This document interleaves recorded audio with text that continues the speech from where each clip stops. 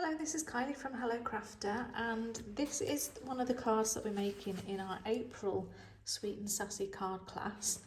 The pair of cards are different, slightly different layouts, but they are made using one sheet of the New Horizons Designer Series paper from Stampin' Up, which are all these kind of watercolour scenes.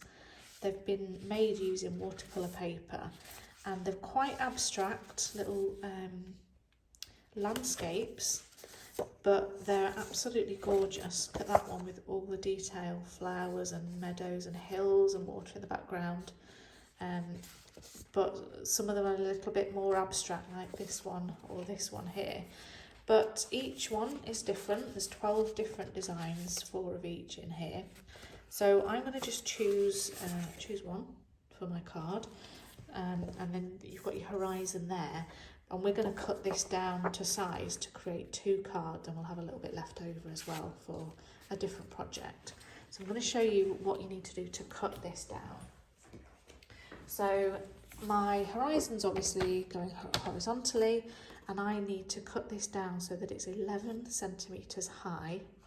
So I may not want to cut too much off the bottom, I might want to cut more of the sky off. So figure out where your horizon is and where you might want to chop. You might want to chop a little bit off the top and a little bit off the bottom to make 11 centimetres. But I think I'll go with a nice simple, I don't know, maybe I'll chop it down to 12 there, flip it round and cut 1 centimetre off the bottom. So I have ended up with 11 centimetre with the horizon just below the centre line, if that makes sense. So I'm quite happy with that as a scene for my cards. Now I need to chop 4 2 centimetre strips off there. So I'll do 1, 2. I'm going to put them back in the right order so I know where they go. 3 and 4. So those 4 will be for this card. Put them to one side, and then this one I just need to trim very slightly down to 7 centimetres, so it just takes a really little skinny bit off there, and then flip it around, and so it's 7 centimetres wide, and I need it to be 10 centimetres high. So I'll just chop a little bit off the bottom or the top, and that makes this panel here. So I've got my bits for my 2 cards ready, and then I've got some leftover little strips that I can use for something else. So if you've got the kit to make this card, you'll have all the bits you need. You've got 2 white card bases, keeping it simple with white. Then we've got some layers, some cardstock layers. You've got Blackberry Bliss, which should coordinate with your papers really nicely. And you've got this one, which measures 9 centimetres by 13.3 centimetres. And you've got this white piece, which is 8.5 centimetres by 12.8 centimetres.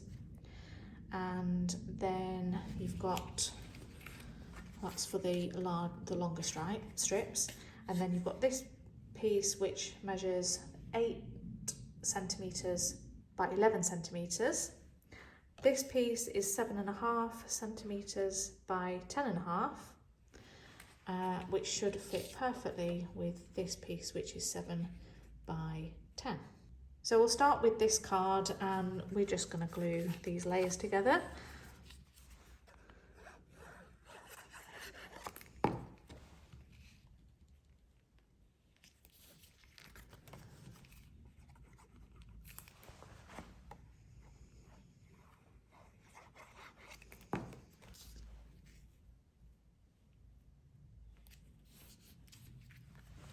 And I'm going to stamp a sentiment directly under there. So I think I'll be brave and glue this down first, and then I know exactly where I need to stamp.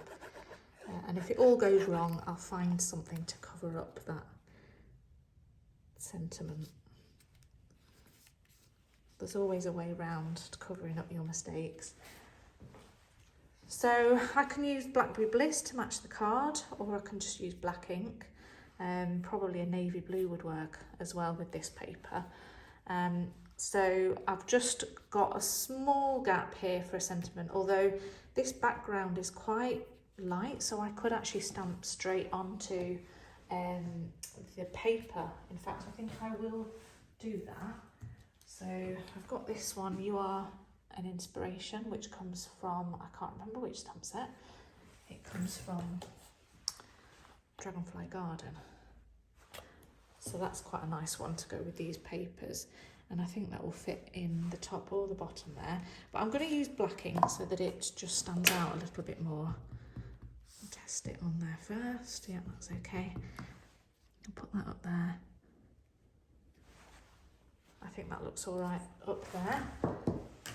So you can leave a slightly bigger gap underneath if your sentiment's a little bit larger. I chose quite a skinny sentiment for that one to go under there. So that's card number 1. And then card number 2 is the strips. So my strips are sized so that it leaves a little gap again at the bottom. So again, I'm going to brave it and stick my strips on first. And what I'd like to do is glue the first one on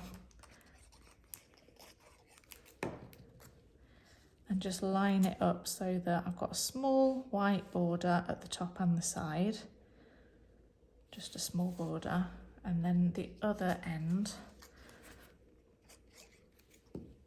and do the same.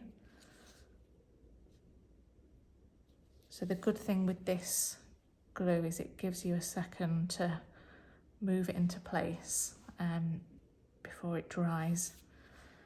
And then I've got my 2 strips, so I'll just work out what kind of gap I need to leave. Just visually look and see. It's about whatever that is, millimetre. About this.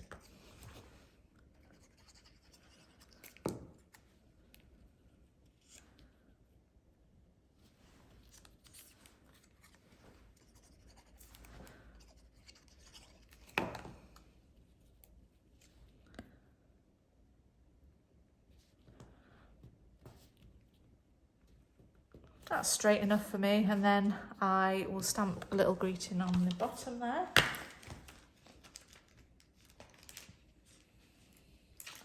Just going to do a fairly generic one, best wishes. Let's use my black ink again because my Blackberry Bliss needs re-inking.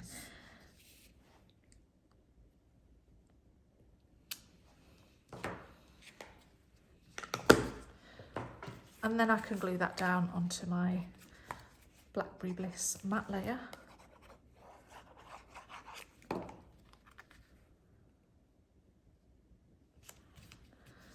And that onto my card front.